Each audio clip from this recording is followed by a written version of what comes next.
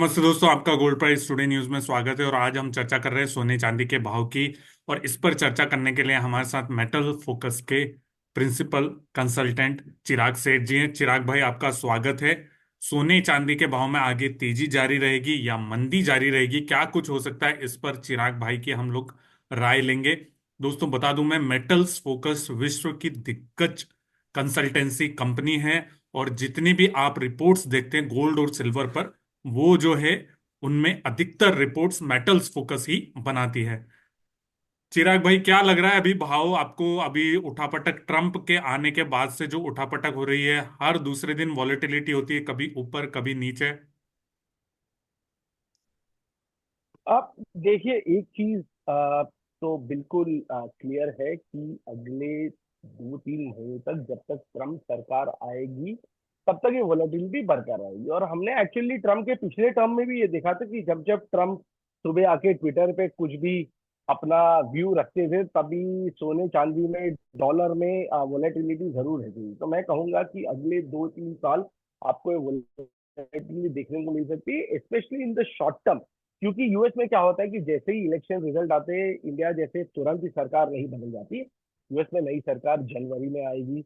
तो यहाँ पे ये हो रहा है कि बाइडन अपने अभी भी जो एजेंडा है उस पे कायम है, ट्रम्प उसको काउंटर करते हैं, वो अपने एजेंडा सेट करते हैं। तो मार्केट थोड़ा बहुत जरूर कंफ्यूज रहता है कि आगे की चाल क्या होगी। इसके लिए हमने देखा ट्रम्प के आते ही मार्केट गिरा, और फिर वापस कुछ न्यूज के ऊपर मार्केट फिर से ऊपर चले गया। तो मैं कहूंगा अगले 2-3 महीने तक अगर कोई भी निवेशक है या ट्रेडर है, उसमें बहुत ही सतर्क रहना जरूरी है।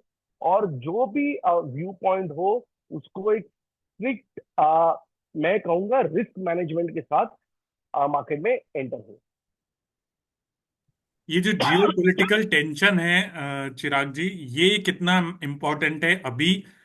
क्योंकि लास्ट 10 दिन में अगर आप देखोगे भाव में काफी बड़ी तेजी आ गई। 160 170 डॉलर तेज हो गया था सोना, फिर आज फिर से गिरावट। तो कहीं ना कहीं जियो पॉलिटिकल टेंशन को कितना फैक्टर इन करना चाहिए अब आगे जाकर?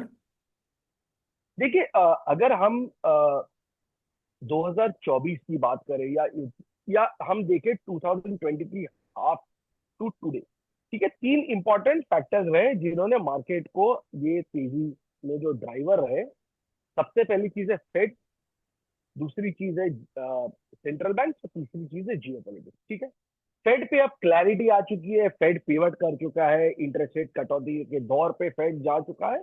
तो वहां पे क्लैरिटी आ चुकी है।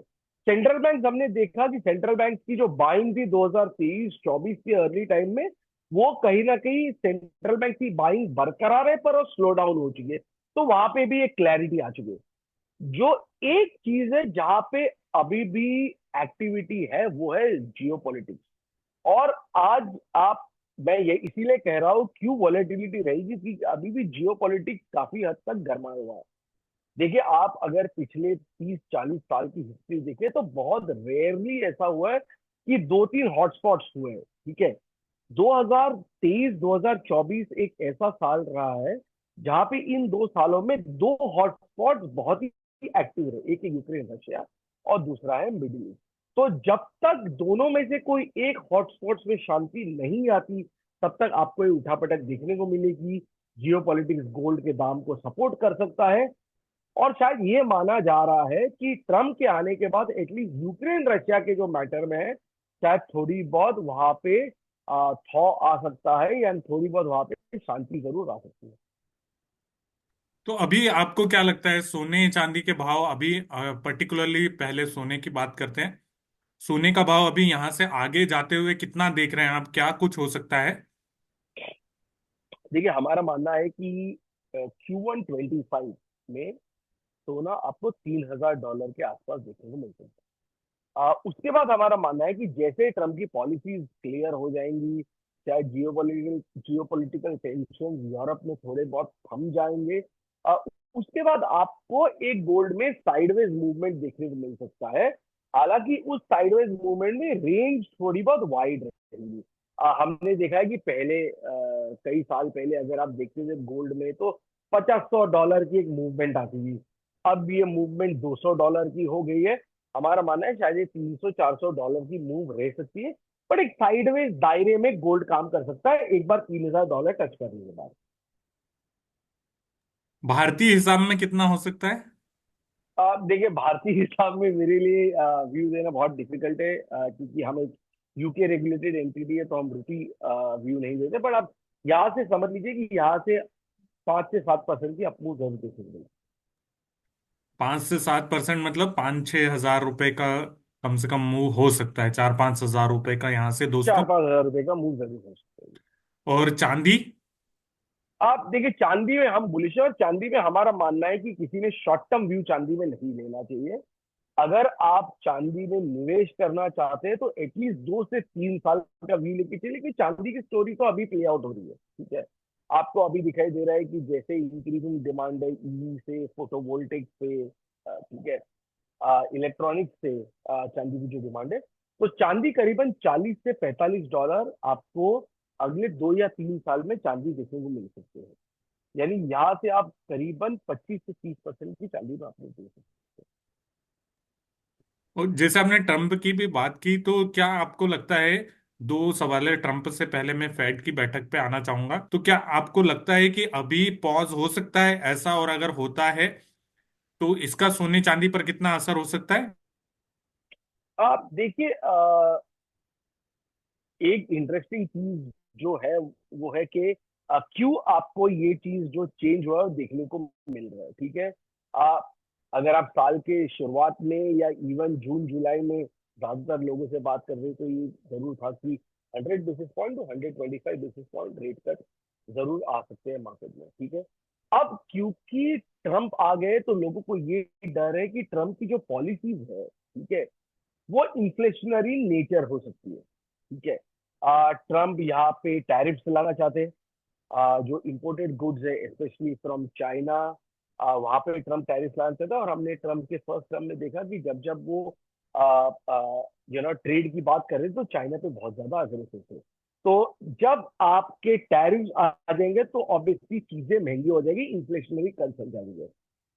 दूसरी बात ये भी है कि फिजिकल डेफिसिट भी अगर बढ़ता है, क्योंकि ट्रम्प ये भी कह रहे हैं कि वो स्पेंडिंग बढ़ाएंगे, इंफ्रास्ट्रक्चर स्पेंडिंग बढ़ाएंगे और बाकी भी स्पेंडिंग बढ़ाएंगे, तो उसका भी एक इन्फ्लेशनरी नेचर होता है।